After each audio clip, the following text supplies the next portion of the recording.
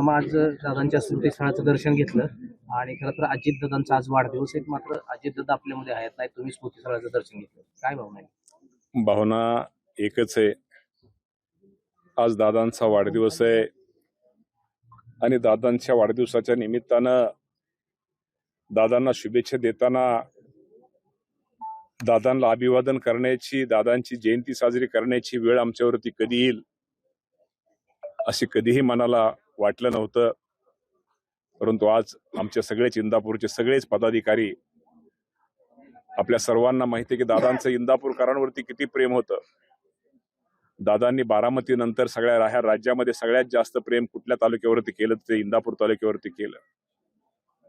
आज माझ्यासारखे, आमच्यासारखे अनेक कार्यकर्ते दादांनी घडवले, ज्यांचा राजकारणाचा त्यांच्या घराचा कुठलाही संबंध नसताना सुद्धा आज दादांनी आम्हा सर्वांना खूप काही माया दिली, खूप काही प्रेम दिलं, खूप काही राजकीय पाठिंबा दिला आणि तालुक्याच्या विकासामध्ये सुद्धा दादांनी खूप मोठा पाठिंबा आमच्या इंदापूर तालुक्याला दिला.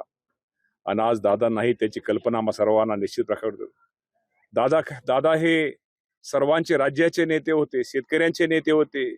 दादांना सहकार असू द्या, ग्रामविकास असू द्या, कामगार क्षेत्र असू द्या, कुठल्याही क्षेत्रामध्ये दादांनी खूप लोकांना मदत केली, खूप लोकांना सहकार्य केलं. मदत करताना, सहकार्य करताना दादांनी कधी स्वतःला मी मदत केली, मी सहकार्य केलं असं कधी स्वतःची जाहिरात केली नाहीये. एक काम करणारा नेता आणि सर्वांशी हसत मुखत सर्वांशी ज्याचं काम असेल, त्याचं काम होणार असेल त्याला होय म्हणून सांगणारा, एखादं काम होणार नसेल तर नाही म्हणून सांगणारा, स्पष्टपणे बोलणारा नेता आज आपल्यामध्ये राहिलेला नाही. आणि कार्यकर्त्यावरती असं प्रचंड प्रेम करणारा नेता आणि जे खरे कार्यकर्ते ते खरे कार्यकर्ते ओळखणारा नेता आज आपल्यात राहिलेला नाही. त्याचं दुःख निश्चित प्रकारे आम्हा सर्वांना आहे. दादांच्या जाण्यानं ह्या राज्याची खूप मोठी हानी झालेली आहे. असा नेता, सर्वसामान्याचा नेता, सर्वसामान्यांचा प्रश्न सोडवणारा नेता आज आपल्यात राहिलेला नाही. याचं दुःख आम्हा सर्वांना आहे. आजही कधी कधी चिमटा घ्या, आजही वाटतं की दादा आपल्यामध्ये आहेत. आज सकाळचा दादांचा वाढदिवस, आपल्या सगळ्यांना माहिती आहे 5:30च्या आसपास दादांचा फोन चालू असायचा आणि दादांना ज्यावेळेस आपण वाढदिवसाचे फोन करायचो त्यावेळेस त्याने पहिला प्रश्न असायचा, आपण ज्यावेळेस शुभेच्छा, तिकडं त्या भागात कसं चाललंय, पाऊस झाला का, व्यवस्थित चाललंय का, सगळे बरे आहेत का, सगळे ठीक आहेत का. हाच तो आवाज ऐकू येत नाहीये. आज सकाळी सकाळी आपल्याला एक जाणवलं की दादा आपल्याला कुणीतरी विचारणारा नेता, पावसा पाण्याची आपली काळजी घेणारा नेता, आपल्या सगळ्यांचं तालुक्यातल्या बरं चाललंय का असणारा विचारणारा नेता आज आपल्यामध्ये नाहीयेत.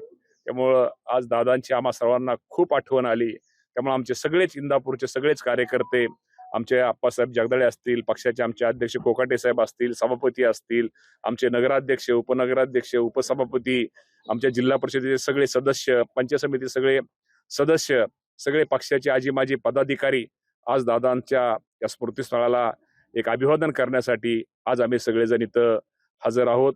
आम्ही आजही खरंच निश्चित प्रकारे आजही आम्हाला वाटतं आपल्यातून दादा, आजही आपले दादा परत यावेत, आपले दादा परत या असं वाटतं. पण दादा ते शक्य आम्हाला माहिती आहे शक्य होणार नाहीये. परंतु निश्चित प्रकारे दादांचे विचार, दादांची शिकवण, दादांचा आदर्श डोळ्यासमोर ठेवून आम्ही सर्वजण निश्चित प्रकारे भविष्यामध्ये आम्ही सगळेजण काम करण्याचा प्रयत्न करू. काम करण्याची दादांनी इतकी कामाची सरस कोणालाच येऊ शकत नाहीये. आणि दादांची काम करण्याची पद्धत, सकाळपासून संध्याकाळपर्यंत काम करण्याची पद्धत आज आपण सर्वजण बारामती परिसरामधले आहेत, त्यामुळे आपल्या सर्वांना माहित आहे. त्यामुळं असा नेता होणे नाहीये. त्यामुळे आमच्या इंदापूरकरांच्या वतीनं, मी आमच्या सर्वांच्या वतीनं दादांना जयंतीच्या निमित्तानं आम्ही त्यांना अभिवादन करतो. मामा काय सांगाल, कर्जमाफीसाठी पात्र असणाऱ्या शेतकऱ्यांची यादी जाहीर झाल्यानंतर जिल्हा बँकेना वाटप करण्याच्या आदेश असताना सुद्धा कर्जमाफी महिनाभर उशीर झाला, असं याबाबत महिनाभर उशीर वगैरे, आज दादांची जयंती महिनाभर उशीर ना, जयंतीच्या निमित्तानंच तुम्हाला सांगतो की आज प्राथमिक स्वरूपामध्ये शेतकऱ्यांची नावं आज बहुतेक झाली. आता सहकारी विभागानं सांगितलं होतं आज कदाचित ती जाहीर थोडीफार प्रमाणात होतील. पण साधारणतः मी तुम्हाला सांगतो, जो उशीर कर्जमाफीचा जो झालेला आहे त्यामध्ये शेतकऱ्यांचा हितासाठीच झालेला आहे. शेतकऱ्यांना उद्या भविष्यात अडचण, यादी जाहीर करायचो आणि परत यादीमध्ये काय शेतकरी इन्कम टॅक्स भरणारे मोठे शेतकरी किंवा कोण शेतकरी मोठे असतील, ही कर्जमाफी गरीब शेतकऱ्यांसाठी आहे. आणि मी पुन्हा एकदा सांगतो, आज दादांच्या स्मृतीस्थळाला सांगतो की राज्याच्या मुख्यमंत्र्यांचं उपमुख्यमंत्री देवेंद्र फडणवीस, एकनाथ शिंदे, सुनेत्रा वहिनी पवार या सर्वांचं खरंच आभार मानले पाहिजे. सगळ्या आर्थिक अडचण असताना सुद्धा आणि कुठलीही निवडणूक डोळ्यासमोर नसताना सुद्धा या राज्याच्या मुख्यमंत्र्यांनी खूप चांगला निर्णय हा घेतलेला आहे. आणि आज खरंच काल मुख्यमंत्र्यांनी कॅबिनेटमध्ये जाहीर केलं की दादांची आज जयंतीच्या निमित्तानं आपण प्राथमिक स्वरूपामध्ये आपण काय शेतकऱ्यांना पत्र देता येईल का ते बघू. कदाचित आज उद्या पत्र ती मिळतील, त्यामुळे आता काळजी करू नका. 30 जुलैपूर्वी माझ्या राज्यातील शेतकऱ्यांचे 56 लाख पेक्षा जास्त असणाऱ्या शेतकऱ्यांना आणि साधारणतः 40,000 कोटीपेक्षा जास्त रक्कम ही माझ्या शेतकऱ्यांच्या बँक खात्यामध्ये ही निश्चित प्रकारे जमा व्हायला 30 तारखेनंतर सुरुवात होईल. अजूनही त्यानंतर आता काय अटी आपण ज्या शेती केलेल्या आहेत त्या अटीमध्ये शिल्लक राहिलेले शेतकरी त्यांना थोडा उशीर जरी थोडा काढला शेतकऱ्यांना उशीर होईल जे आपण अटी कॅन्सल केल्यात तोही साधारणतः लवकरात लवकर तो विषय आम्ही शेतकऱ्याला कर्जमाफीची रक्कम ही निश्चित प्रकारे देतोय. आणि त्यामुळं उशीर होतोय म्हणण्यापेक्षा जो उशीर झाला तो माझ्या शेतकऱ्यांच्या भल्यासाठीच उशीर झालेला आहे.